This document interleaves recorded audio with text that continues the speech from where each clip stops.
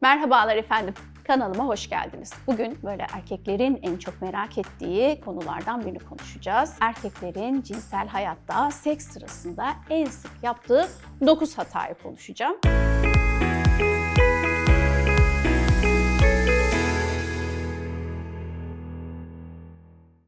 Ama o seks sırasında gelen hataları konuşmadan evvel seksin öncesinde yaptıkları hatalar.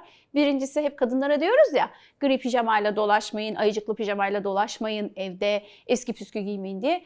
Evet erkekler, siz de evde lütfen o çizgili pijama ve üstüne o atletle dolaşmayın. Daha hoş kıyafetler giyin. Robe de chamber'da giyin demiyorum ama daha hoş kıyafetler giyebilirsiniz. Geldik şimdi seks sırasında yapılan hatalar. Birincisi, sevişmek istemeyen bir partnere ısrar etmemeniz gerekiyor. Israr kesinlikle sizi kötü hissettirir, sizin kötü algılanmanıza neden olur. Diğeri, bunların her birini teker teker açacağım ama böyle madde de öncesinde size saymak istiyorum. Diğeri, prezervatif kullanmak istememeniz. Bir diğeri, karşıdaki partnerinizin isteklerini, beklentilerini umursamamanız, aşırı bencil olmanız. Dördüncü madde, cinsellik sırasında başka şeylerle ilgilenmeniz. Bir diğeri, beşinci madde, ön sevişmeye gereken önemi vermemeniz, zamanı ayırmamanız. Altıncı madde, kendisiyle övünmek, yani erkeğin aşırı böyle böbürlenmesi, kibirli olması, kendisiyle övünmesi. Yatakta rekabetçi davranmanız bir diğer davranış. Bunu yapan erkek sayısı tabii eskiye göre çok azaldığıyla ilgili kadınlardan duyumlar alıyorum.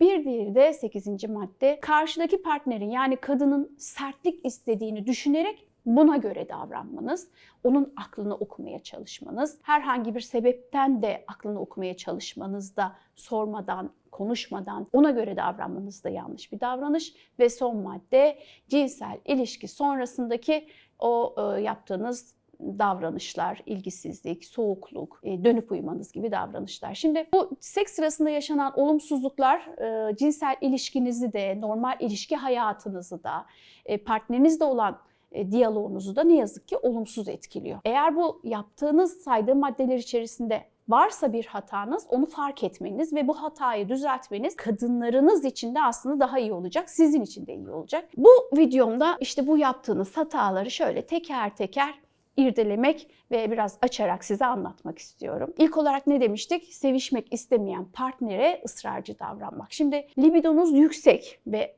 bazen de çok yüksek olduğu, daha fazla yüksek olduğu zamanlar olabiliyor ve partnerinizden seks istemeniz son derece doğal. Ama bu ısrar, işte ısrar ettiniz, kabul etmedi, sürekli ısrar etmeniz karşı tarafın da isteğini bir süre sonra azaltır. Şimdi sevişmek istemeyen partnerinize eğer ısrarcı davranırsanız, biliyorum libidonuz çok böyle yüksekken partnerinizden sizi kabul etmemesi, seks istememesi sizin de moralinizi bozuyor. Ama kadının istememesini saygıyla karşılamanız gerekiyor. Normal karşılamanız gerekiyor. Çünkü istemek haksa cinsellikte, reddetmek de hak. Partneriniz reddetmediği ve evet dediği, istemediği bir ilişkiyi defalarca yaptığı durumda bir süre sonra o partneriniz cinsellikten soğuyacaktır. Çünkü istemiyordur o sırada, yorgundur, canı istemiyordur, keyfi yoktur. Bir de o size hep daha önceden de söylüyordum ya, tahterevalli etkisi var cinsellikte diye. O tahterevalli etkisinden dolayı bir taraf sürekli isterse öbür tarafın bir süre sonra cinsel isteği sönüyor. Ve istediniz, hayır dedi. O noktada dürüst olmak gerekiyor. Yani ilişkide de dürüstlük olduğu gibi cinsel hayatta da dürüstlük önemli. İşte bu dürüstlük çerçevesinde yaşadığınız zaman çok daha iyi olur. Ama siz ters tepki gösterirseniz partnerinizin, kadının istemediği bir ilişkiye zorlamış olursunuz ve bu da ileride hem genel sosyal anlamda günlük yaşantıda ilişkinize ne yazık ki olumsuz yansıyacaktır. Bir süre sonra o partnerinizin sevecenliğini, size karşı ilgisinin yavaş yavaş azaldığını gözlemlemiş olacaksınız.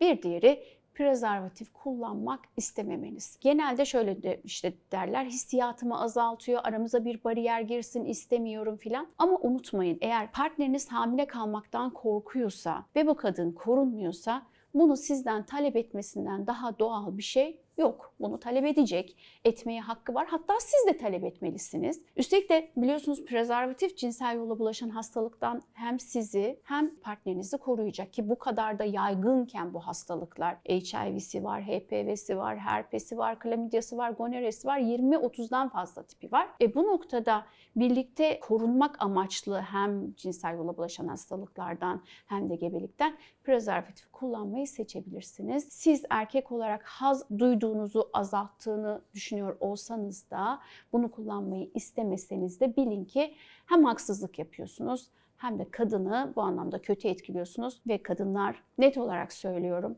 prezervatifsiz bir cinsel deneyim mutlaka düşünmeyin. Özellikle yeni partnerli bir ilişkiye başlıyorsanız, o partnerle daha ilk kez beraber olacaksanız hem partnerinizi hem de kendinizi bu anlamda korumuş olursunuz. Geldik 3. maddeye. Partnerin isteklerini umursamamak. Yani bu erkeklerin çok aşırı bencil olmasından kaynaklanıyor. Kadınlar genellikle partnerlerini mutlu etmek için orgazm taklidi yapabiliyorlar. Haz almasalar da haz almış gibi davranabiliyorlar. İlişkiyi istemeseler de onun için evet diyebiliyorlar gibi. Ama sizin de bu noktada kadının hazzını önemsemeniz iyi oluyor. Birbirinize karşı onun için de öncesinde ve ilişki sırasında açık olun, dürüst olun ki bu cinsel ilişki sırasında da sizin işinize yarayacak. Partnerinizin ilişki sırasında neden hoşlandığını öğrenmeye çalışın. Ona göre davranın. Bu noktada onun zevk alması size daha çok zevk verecek. Fark edeceksiniz. Lütfen deneyin. 4. maddeye geldim. 4. maddede cinsellik sırasında başka şeylerle ilgilenmek. Çağımız ne yazık ki teknoloji çağı. Artık televizyonlar öncesinde başladı. Derken bilgisayarlar, oyunlar.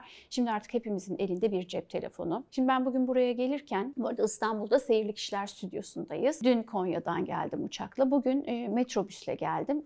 Avrupa'dan Anadolu'ya. Metrobüs hattı burada çok kullanışlı bir hat yalnız. Bunu da söylemeden geçemeyeceğim. Özellikle trafiğe takıldığınız saatlerde hayatınızı kurtarabiliyor. Arkadaşımla şöyle oturuyoruz yan yana, bir baktık böyle herkesin elinde cep telefonu. Ayakta olan da oturan da herkes böyle bir gömülmüş durumda. İletişim yok, göz teması yok, nezaket yok. Bu evde de böyle. Aile bireyleri de böyle. Çocukların elinde ayrı telefon, annenin ayrında, babanın ayrı elinde. Akşam gece yatakta bile mesaj gelirse sevişmeye ara verip mesaja bakabiliyorsunuz. Ya da sevişme bittikten hemen sonra telefonu alıp video bakabiliyorsunuz. Aslında her anlamda sınır koymamız gerekiyor. O cep telefonlarından yayılan dalgalar, ne yazık manyetik dalgalar, hafıza problemlerine, ileride erken bunamaya, demansa kadar, Alzheimer'a kadar neden olan şeylerden biri. Erkekler bu noktada, kadınlar da yapıyor, yapmıyor demeyeceğim.